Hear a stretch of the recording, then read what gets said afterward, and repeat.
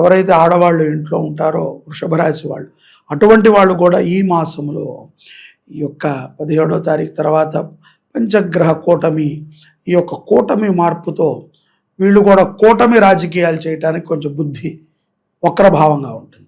ఏదో కొంత కలుపుకోవాలి, మనం ఏదో ఒక వ్యాపారం చేయాలి, లేకపోతే ఇంకో పని ఏదో చేయాలి, నలుగురితో మనం మాట్లాడాలి అని కొంత నాటకపూరితమైనటువంటి వ్యక్తుల్ని కలుస్తారు. అటువంటి వాళ్ళు తాజపడతారు. తస్మాత్ వృషభ రాశి స్త్రీలు జాగ్రత్తగా ఉండాలి. అది మ్యాండేటరీ. ఎందుకంటే లేకపోతే మీరే మోసపోతారు, మీరే మీ కుటుంబంతో సక్రమంగా ఉండలేరు. అబద్ధాలు, దౌర్జన్యాలు, ఏదో ఒక మానసికమైనటువంటి ఇబ్బంది వృషభ రాశిలో ఉన్నటువంటి స్త్రీలకి ఈ యొక్క పంచగ్రహ కూటమి నుంచి ప్రభావం చూపుతుంది. సో అందుకని కొంత జాగ్రత్తగా ఉండాలి. అలాగే ఆరోగ్యం పట్ల కూడా యంగ్ పీపుల్ ఎవరైతే యవ్వనస్తులు ఉన్నారో వాళ్ళకంటే వృద్ధులే ఆరోగ్యంగా ఉన్నారనిపిస్తుంది.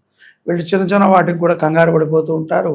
ఏదో అతిగా చెప్పాను, అతి అనేటువంటిది ముందు చెప్పినటువంటి కథ. అందుకనే అతి మనం ఎక్కడా కూడా అతిగా మంచితనంగా ఉన్నా, అతిగా చెడుతనంగా ఉన్నా మంచిది కాదు.